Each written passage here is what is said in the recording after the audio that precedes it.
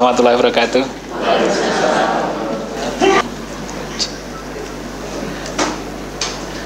Jadi kita akan lihat nanti beberapa contoh clinical trial yang mestinya perlu penyempurnaan.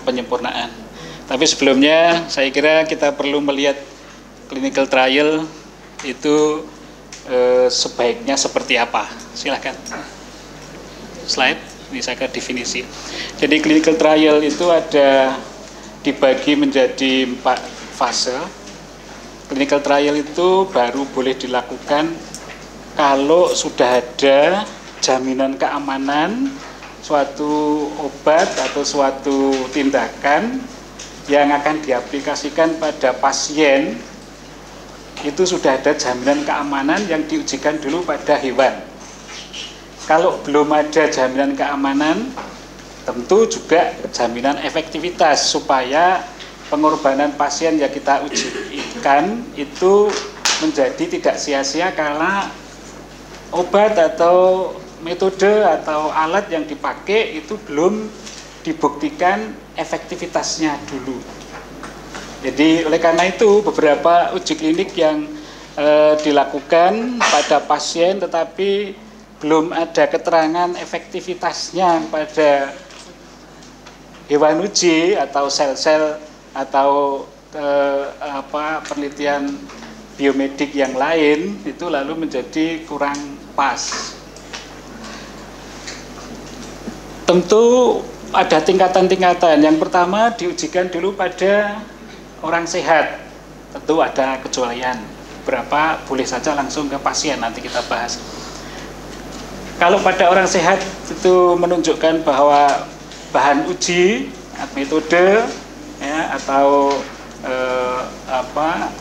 alat itu menunjukkan adanya kegunaan dan minim risikonya, maka bisa dilakukan kepada pasien dalam jumlah yang terbatas, pada skop yang terbatas, variasi pasien yang terbatas, baru boleh dilakukan uji secara lebih luas fase 3 dan itu baru boleh diedarkan. Meskipun demikian, pengujian tetap saja dilakukan pada obat-obat yang sudah dipasarkan untuk melihat apakah memang dalam jangka panjang obat-obat itu tidak menunjukkan efek yang tidak diharapkan. Silahkan slide-nya. Hal-hal yang penting di dalam uji klinik adalah tujuan ini menjadi nyawa dari suatu uji klinik. Tetapi tujuan saja tidak cukup, desainnya seperti apa itu nanti akan memberikan sumbangan yang sangat besar pada nanti kesimpulannya. Kalau desainnya salah mungkin kesimpulannya juga lalu menjadi sesat juga. Ya. Keterangan tentang obat atau bahan atau alat yang diuji itu harus lengkap. Jadi jangan sampai dalam suatu uji klinik itu tiba-tiba tidak ada keterangan apapun tentang bahan yang akan diujikan.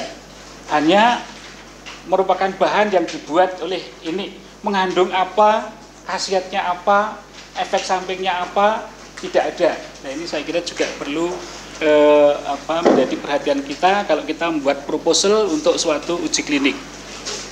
Demikian juga pasien yang akan dipakai untuk uji klinik itu juga harus jelas. Pasien itu mau direkrut itu kriterianya apa?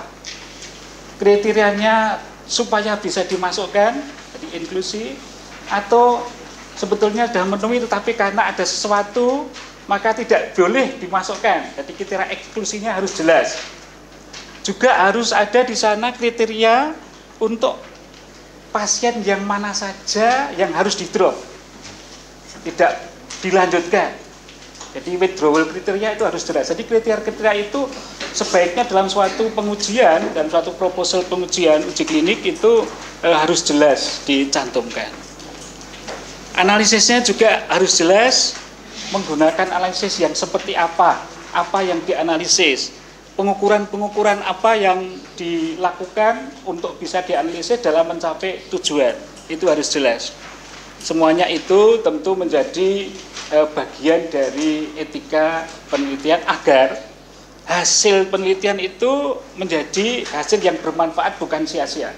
Jadi kita sangat menekankan di sini dalam etikanya, sangat menekankan pada hasilnya bisa dipercaya, menjadi sesuatu yang bisa dipakai untuk kesejahteraan umat manusia. Ini adalah dasar etika dari suatu uji klinik. Sudah dicoba. Terima kasih. Jadi desain penelitian yang termasuk dalam uji klinik itu harus memuat beberapa hal seperti ini. Ya. Jadi ada subjeknya, kriterianya harus jelas, jumlahnya harus jelas. Jangan sampai jumlahnya berlebihan, tapi jangan sampai jumlahnya kurang.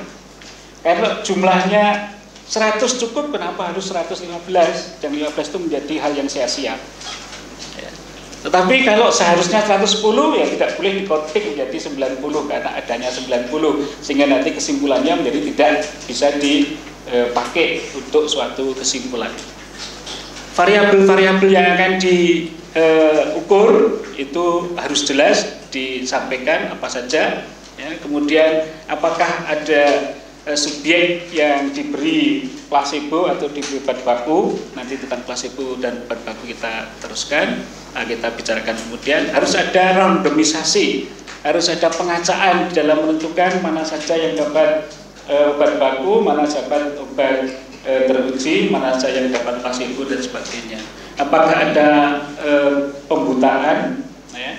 Apakah pasien saja yang tidak tahu, ya, obat mana yang dipakai, yang diberikan pada pasien, apakah placebo atau obat baku atau obat teruji.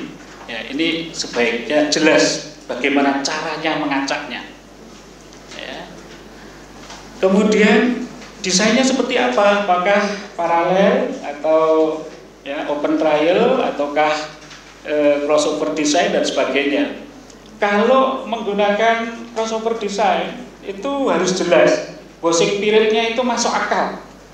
Kalau obat tes tengahnya saja sudah 3 hari, dosing periodnya kok cuma seminggu, tentu tidak masuk akal.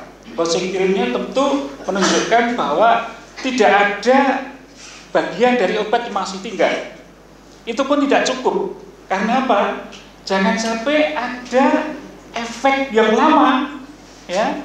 Jadi obatnya sudah tidak ada, tetapi efeknya masih ada. Sebagai contoh aspirin misalnya, obatnya sudah tidak ada dalam tubuh, tapi efeknya masih ada.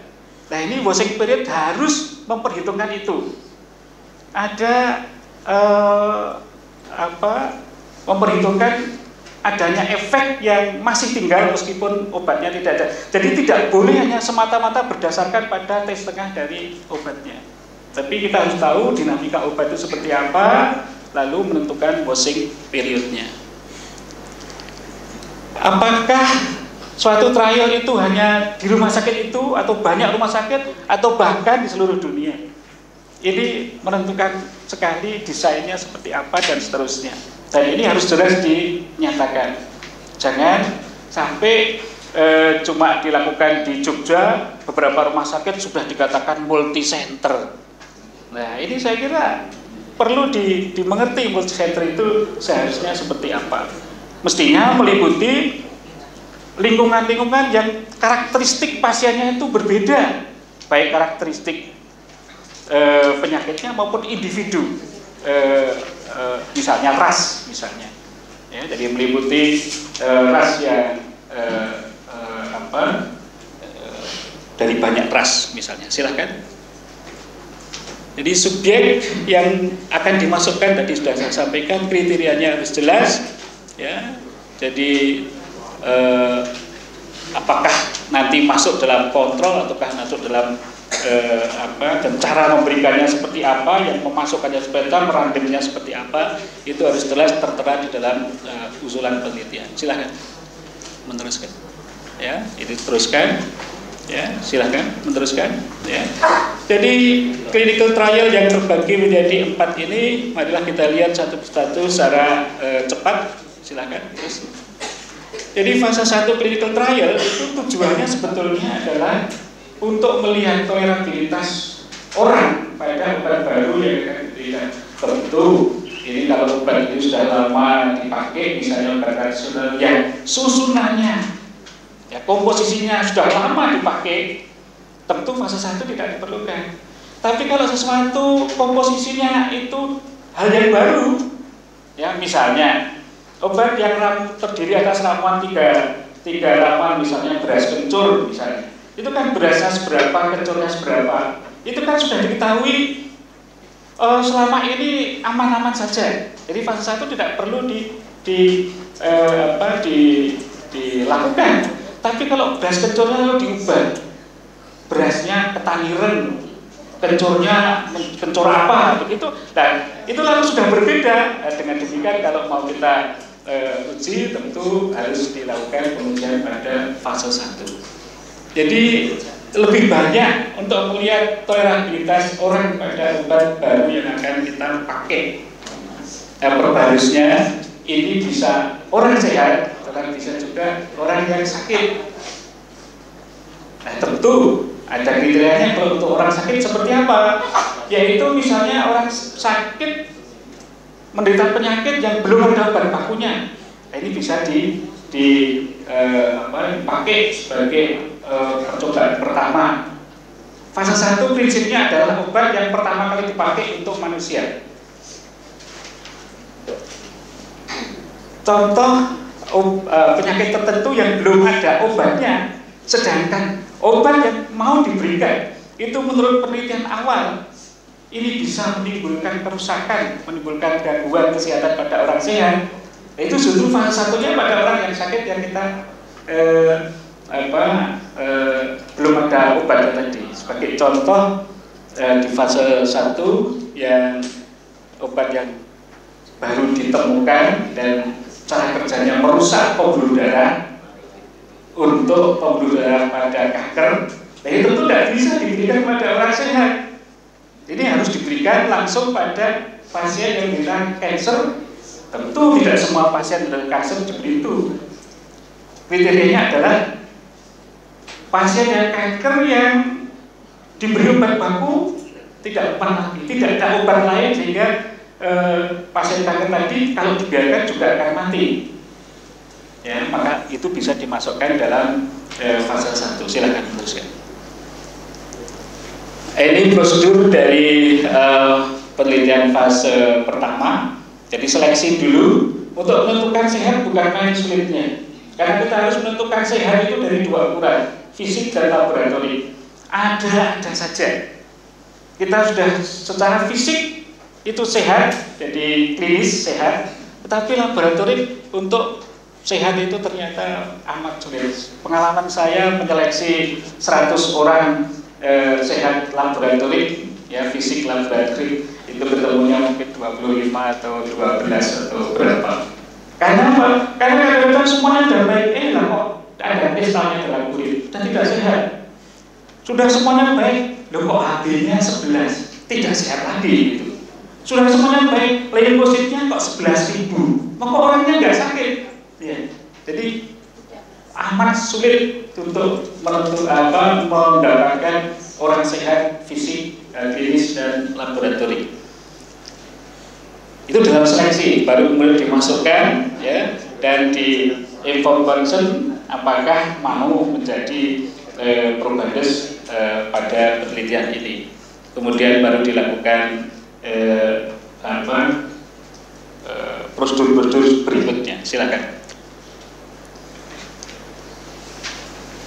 Untuk ini mau saya sampaikan beberapa contoh di mana pada fase pertama orang sehat, ya, pada orang sehat itu ternyata bukan gampang. Tadi sudah saya sampaikan contoh mencari orang sehat. Contoh yang berikutnya adalah pasien yang masuk di dalam fase pertama itu ternyata mengalami nasib yang sangat tragis, tapi meskipun akhirnya dapat diselamatkan. Apa yang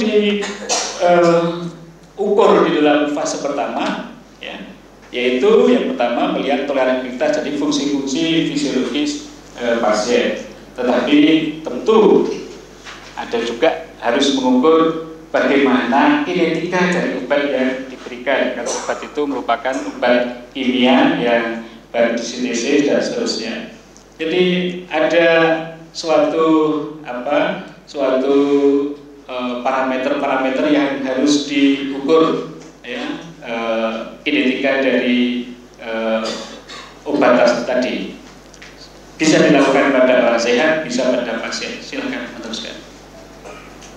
Ya. Jadi pada fase 1 pada orang sehat, ya, untuk melihat parameter-parameter kinetika dari obat, juga untuk melihat apakah, ya, ada efek pada calon obat itu investigational medicinal product, ya, dinamiknya. Jadi pada sistem-sistem dalam tubuh seperti apa, pada sistem respirasi, sistem kardiovaskuler, sistem pencernaan dan sebagainya, ya. Kemudian juga untuk melihat tadi kinetika dari obat tadi, ya, apakah efektif dosisnya berapa kalau ada, medianya berapa dan seterusnya, maksimalnya yang tertoleransi berapa dosisnya, ya. Ini parameter-parameter seperti itu yang dilakukan. Dengan demikian akan kelihatan nanti bioavailability-nya berapa. Oleh karena itu pada percobaan fase pertama ini orang sehat tadi bisa tinggal 24 jam atau lebih tergantung waktu paruh yang ada di dalam catatan pengujian sebelum ini di hewan, ya, dan ini kompensasi cukup besar untuk pasien untuk fase 1 ini karena harus ditahan selama 24 jam di dalam laboratorium, diambil darahnya tiap 30 menit, ya, dipasang kanul dan sebagainya, diikuti rekam jantungnya, diikuti respirasinya dan sebagainya. Perlu saya sampaikan bahwa pengujian fase pertama ini kita tidak boleh memandang ini sangat ringan. Semuanya harus disiapkan untuk kalau terjadi hal yang negatif yang timbul pada pemberian obat, karena biasanya obat bisa saja diberikan kayak oral, injeksi, atau intravenous, transfusi, tergantung tujuannya apa. Pengalaman menunjukkan pada fase pertama orang sehat, silakan pelajari berikutnya. Ya, ini yang dilakukan di Inggris tahun 2006 untuk suatu obat, ya, yang merupakan monoclonal antibody, ya, suatu sitokin, ya, ini ternyata menimbulkan keadaan yang sangat tidak diharapkan meskipun penelitian pada hewan sebelumnya tidak menunjukkan hal ini. Kita lihat 6 orang yang dipakai, ya, 6 orang volunteer ini setelah diberikan obat yang diteliti, silakan teruskan. Ini 90 menit kemudian, ini semuanya menderita headache, pial-pial, nausea, kemudian edema, lalu hipotensi. 12-16 jam kemudian, ternyata subjek ini sangat jelek kondisinya. Terjadi pulmonary injury, terjadi gagal ginjal, terjadi defisit intravascular coagulation, lalu segera dibawa ke ICU. Anda bisa bayangkan kalau ICU itu jauh dari tempat kita melakukan clinical trial, apa yang terjadi? Ternyata recovery dalam 8-16 hari kemudian, ya. Tentu ini bukan clinical trialnya yang baik, ya, karena bisa recovery, bukan, ini ICU-nya yang baik yang menyelamatkan pasien clinical trial ini, ya. Jadi pengalaman yang seperti itu saya kira perlu kita antisipasi kalau kita melakukan percobaan, meskipun percobaan itu hanya fase pertama. Kemungkinan ART sangat besar, baik itu diberikan oral, apalagi kalau itu diberikan injeksi, apalagi injeksinya itu intravenous.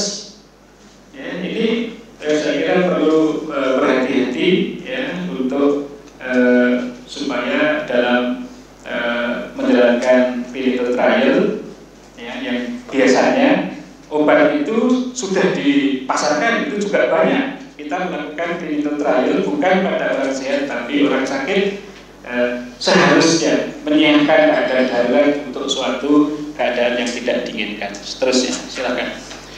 Sebaliknya, clinical trial yang dilakukan pada orang sakit, yaitu pada pasien pasien cancer yang belum ada obatnya dan tahan pada obat yang sudah ada. Jadi tidak mampu obat yang sudah ada itu efektif, jadi tidak efektif. Maka dilakukan pengujian ini dan sudah diketahui bahwa obat itu dapat merusak pembuluh darah pada jaringan kanker. Dengan demikian obat ini tidak boleh diberikan injeksi intravenous, kan tidak boleh. Ya. Obat ini harus diberikan langsung ke pembuluh darah yang menuju ke kanker itu. Jadi teknologinya memang harus sudah sampai ke sana. Dan ternyata aman-aman saja ini. Ternyata ada pengurangan diameter tumor setelah diberikan obat itu. Ya, jadi ini fase 1. Mengapa disebut fase 1? Karena obat pertama kali diberikan pada orang.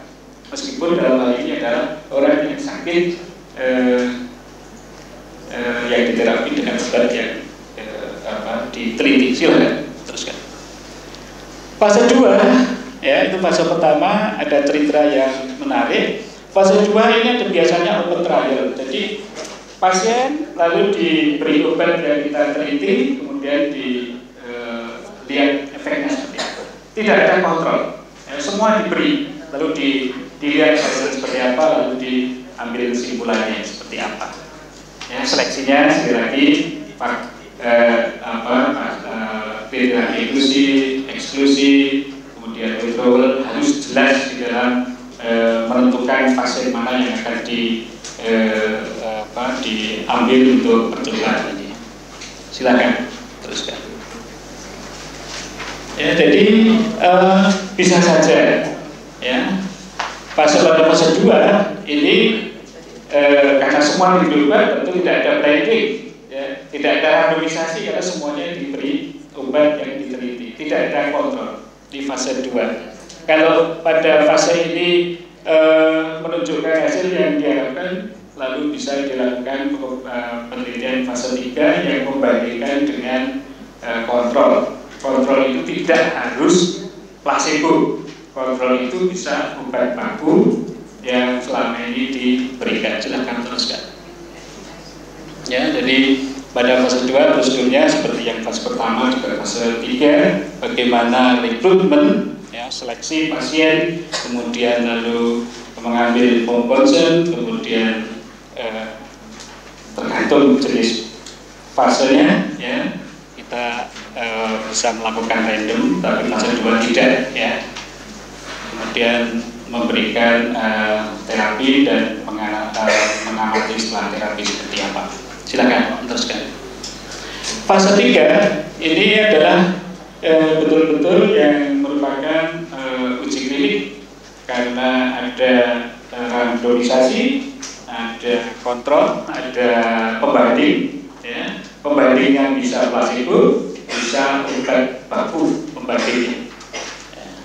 Subjeknya ya, tergantung dalam perhitungan subjek seperti apa, harapan keberhasilan seperti apa, harapan penyimpanannya seperti apa. Jadi silakan menghitung perhitungan subjek dengan rumus-rumus yang sudah Bapak Ibu kenal dengan baik dari metodologi penelitian. Silakan meneruskan. Jadi pada fase 3 perlu ditekankan tujuan penelitiannya itu apa, ya, clinical endpoint-nya apa, primernya apa, sekundernya apa, ya. Saya kira kalau kita mencoba obat untuk menurunkan kadar lemak, ya clinical endpoint-nya primary adalah menurunkan angka kematian karena infark atau karena stroke dan sebagainya. Tetapi sekunder endpoint-nya bisa saja melihat penurunan LDL, penurunan triglycerid, kenaikan HDL atau apa saja. Jadi ini contoh harus jelas, ya. Clinical endpoint-nya, surrogate endpoint-nya harus jelas. Silahkan meneruskan. Ya, jadi ini tadi sudah kami sampaikan. Silahkan meneruskan. Jadi fase 3 clinical trial ini dilakukan di banyak negara, sebetulnya lebih baik bukan ke banyak tempat yang menunjukkan variasi pasien, variasi penyakit maupun variasi individunya. Jadi rasnya bisa ada ras mongoloidnya dilakukan di tempat lain untuk melihat pada ras negroid, ya, di tempat lain untuk melihat ras pada ras kaukasoid dan seterusnya. Juga variasi penyakitnya, ya, variasi penyakitnya, variasi penyakit dengan apakah kita gendaki yang sudah dengan komplikasi atau kita gendaki yang masih ringan, sedang dan berat dan sebagainya. Silakan meneruskan. Di sini obatnya harus jelas, keterangan obatnya harus jelas, keseragaman obatnya harus jelas, washing periodnya harus jelas. Tadi sudah saya sampaikan, washing period tidak semata-mata berdasarkan pada tes tengah, tapi berdasarkan pada efek yang ada, apakah ada efek yang tertinggal setelah obat itu tidak ada di dalam tubuh, ya. Jadi jangan sampai setelah kita crossover ternyata efeknya masih efek dari obat lama yang menurut perhitungan klinik itu sudah tidak berada di dalam tubuh. Analisisnya juga harus jelas, menggunakan analisis seperti apa, yang itu tentu tergantung dari desainnya.